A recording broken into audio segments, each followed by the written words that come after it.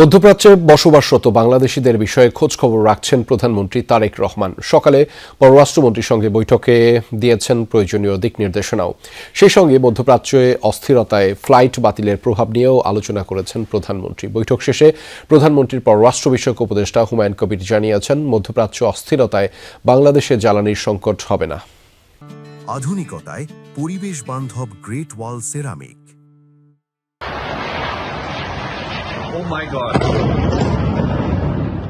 শনিবার থেকেই উত্তেজনা মধ্যপ্রাচ্য জুড়ে। যুক্তরাষ্ট্র ইসরায়েলের যৌথ হামলার পর পাল্টা হামলা চালায় ইরানও। বেজে ওঠে যুদ্ধের দামামা। ড্রোন ক্ষেপণাস্ত্র হামলায় বাড়তে থাকে প্রাণহানি। ইরান ছাড়িয়ে কাতার, আরব আমিরাত, বাহরাইন, কুয়েত ও সৌদি আরবও জড়িয়ে পড়ে এই ঘটনার প্রবাহে, যে অঞ্চলে বসবাস করে বিপুল সংখ্যক বাংলাদেশি। অন্যদিকে বাংলাদেশের আমদানি নির্ভর জ্বালানি চাহিদার বড় অংশই আসে এই মধ্যপ্রাচ্য ও উপসাগরীয় অঞ্চল থেকে।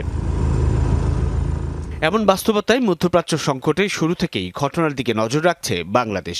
শনিবার রাতেই জরুরি বৈঠক করে পররাষ্ট্র মন্ত্রণালয়। প্রধানমন্ত্রীর নির্দেশনায় নেয় বেশ কিছু পদক্ষেপও। রোববার সকালে সচিবালয়ে প্রধানমন্ত্রী তারেক রহমানের সঙ্গে বৈঠক করেন পররাষ্ট্রমন্ত্রী খলিলুর রহমান, বিদ্যুৎ ও জ্বালানি মন্ত্রী ইকবাল হাসান মাহমুদ টুকু ও প্রধানমন্ত্রীর পররাষ্ট্র বিষয়ক উপদেষ্টা হুমায়ুন কবির। বৈঠক শেষে হুমায়ুন কবির জানান, প্রবাসী নাগরিকদের নিরাপত্তার বিষয়টিকে সর্বোচ্চ গুরুত্ব দিচ্ছেন প্রধানমন্ত্রী।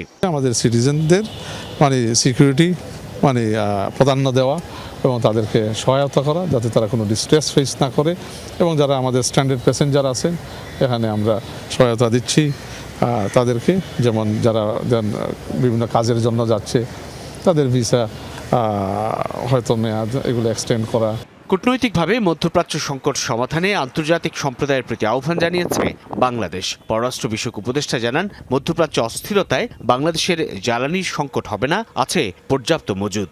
স্টক আছে বা আছে, এটা কোনো তেমন অসুবিধা হবে না। আর যেগুলো হচ্ছে স্বাভাবিক, যে বিভিন্ন সময় কিছু এনার্জি রিলেটেড একটু ফ্লাকচুয়েশন হইতে পারে, বাট আমাদের মোটামুটি প্রস্তুতি ভালো এগুলোর জন্য। প্রধানমন্ত্রী তারেক রহমানের নির্দেশনায় নিয়মিতভাবে মধ্যপ্রাচ্য সংকট পর্যবেক্ষণ করা হচ্ছে বলেও জানান পররাষ্ট্র বিষয়ক উপদেষ্টা। কাজে যখন বসছি তখন কাজ করতেছি। সাইফুদ্দিন রবিন, যমুনা নিউজ, ঢাকা।